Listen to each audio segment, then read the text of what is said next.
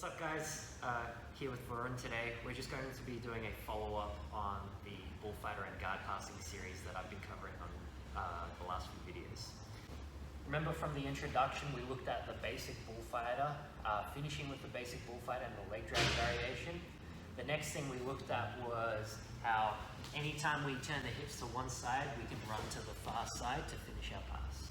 Now, what can happen a lot of the times is when we go to finish our very basic Bullfighter, because we're so focused on the legs and we're really attached to the legs, we kind of forget to progress to the upper body. And usually what happens is, again, because we're addressing the lower body, Varun can start to hit this frame at my shoulder, and now as I try to run around, he can start to either high pummel or he can start to throw his upper body to his left and square back up. So what we're going to do is we're still going to maintain those principles of pinning the hips to one side and running to the empty space on the other side, but now we're going to start to add in some grip changes.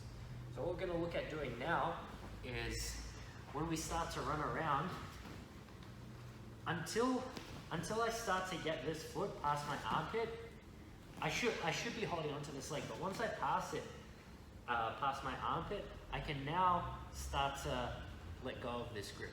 And obviously I have to do this very quickly. At this point here, because I'm on the outside of this leg isn't going to act as a frame until he can free this leg, okay? So maybe in a scenario where I didn't do anything, if he pulled this knee to his chest, he could then start to bring his foot back to the outside and square back up. But because I'm on the outside, I have time to actually change my grip. And you'll see once I change this grip, it makes it a bit harder for him to pull this knee back to his chest. Okay? It's not that he can't pull his knee back to his chest, but especially if I'm quite tight here, it can be quite tough. So the idea is we're relying on him trying to square up to set up our next pass.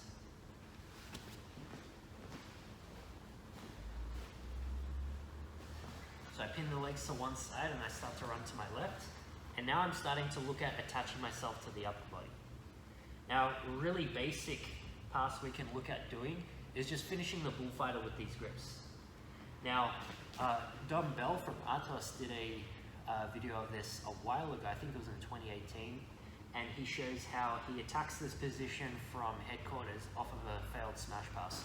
So he's going into his smash pass here and his opponent flares his knee on the outside, and then he grabs the collar and he starts to run outside.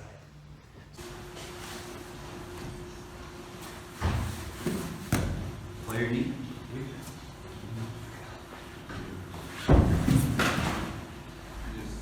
So I found that this is such a good way of finishing off of the smash pass, and really think it's a good way of finishing the Bullfighter as well. So similar idea, we're keeping this leg pinned to the mat and kind of pulling this shoulder off the mat as we start to run towards the head. Now, with most people, this knee kind of separates as you start to run around and you can finish the pass. But if your opponent is doing a really good job of keeping tight with this knee, what you can also look at doing is coming to knee ride, and the action of bringing your knee to the knee on belly actually helps you with separating this top knee from the torso. It's kind of the same thing with, like, if Varun has his knees to his chest, if I bring my hands through like this, once my hand kind of settles through, even if he keeps his knees to his chest, at some point I'll be able to get past his legs. So it's a similar idea. So the very basic chain with this method of passing is just finishing with the collar in knee on belly or in side control. So Bullfighter, I start to run around. Once I feel this foot get tucked past my armpit, I switch to a collar grip. And I always try to grab on the inside because I feel like I have better control as opposed to grabbing on the outside where you can really frame on the inside of my shoulder. I like to go here, run around, and finish in side control, or it's more like a north-south. And if he keeps his knees tight to his chest, I try to separate it by going knee on belly and then dropping chest on chest and consolidating the pass. Now, again, this is like a really basic drill. It's really easy to just go in and drill this technique, but when you're live and you're rolling and the guy's trying to pummel and square up and frame, it gets a bit more complicated than this. So this is where I started to look at what I can do based off the main guard retention options from the guard bottom. So the very first thing that you'll get is, as I start to run around, if Varun's frame gets to the inside, what I can actually start to do is pick up the tricep. And this is something that some of my training partners from Immersion in Melbourne do really well. Ting and David Marinakis, they're really good at picking up this tricep, and it kind of turns the guy away. So again, like very basic finish would be coming up to knee ride, but most people aren't going to just give you the knee ride. They're going to start to invert away from you. So as Varun starts to invert away, if I don't do anything, his hips are going to come back to the mat, and I'm going to be inside his guard just with the tricep grip.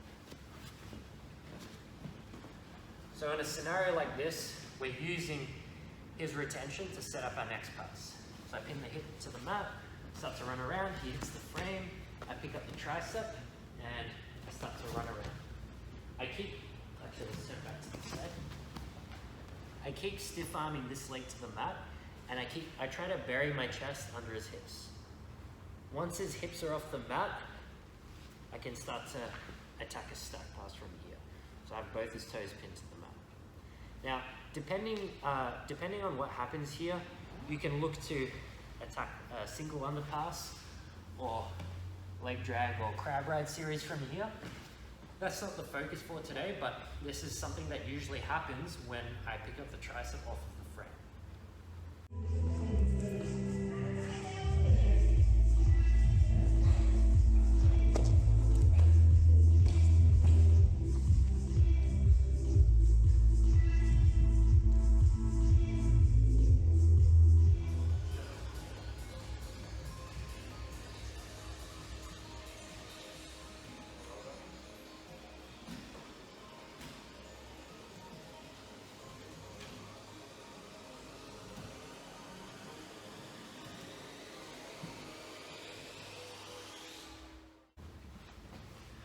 Against someone that is either less experienced or doesn't give like that kind of reaction, it's very easy to just straight up finish the pass.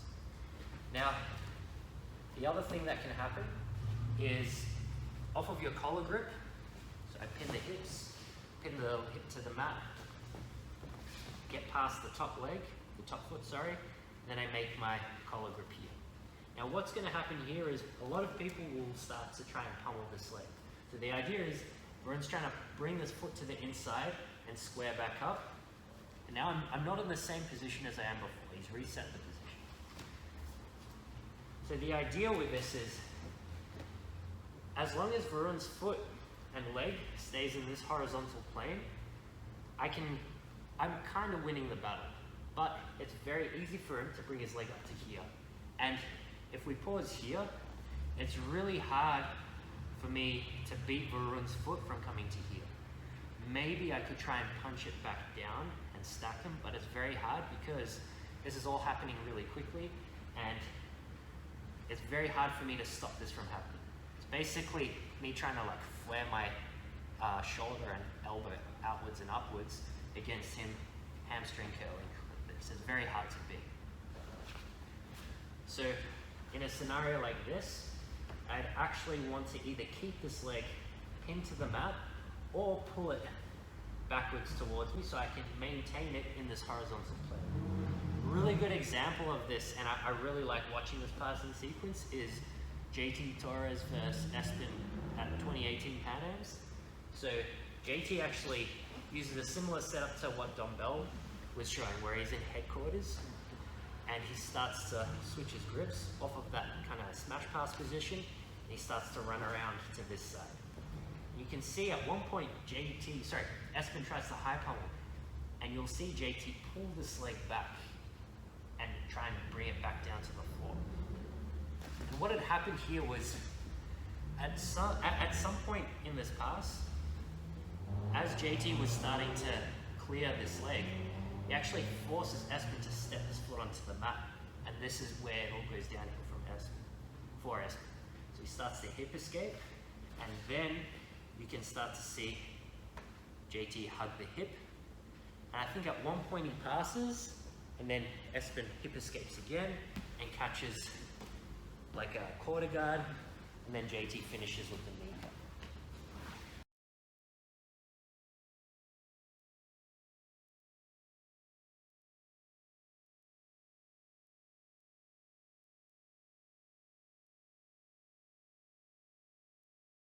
Basically, a huge part of this was all from this collar grip and the fact that he was stopping Espen's high pommel and forced him to step his foot to the mat to hip escape. So he essentially did like the very first sequence that we just covered before, where we're popping up to knee right, and off of his recovery, he got to a more close range pass where he could connect chest on chest into a deep knee cut. Just to recap everything we've looked at, so the very basic technique on its own, pinning the hips to one side, running around the legs, shooting to the collar grip, and either finishing with the bullfighter, and if this knee is tight to the chest, we're separating it with the knee right, and up on chest and chest. If my opponent's frame is really strong as I'm running around, and I don't feel like I can close the distance straight away, I'm just going to reach for the tricep, lift the tricep up as I start to run around. My opponent is usually going to spin towards the bottom leg, and that's where I'm going to try and catch him in a step.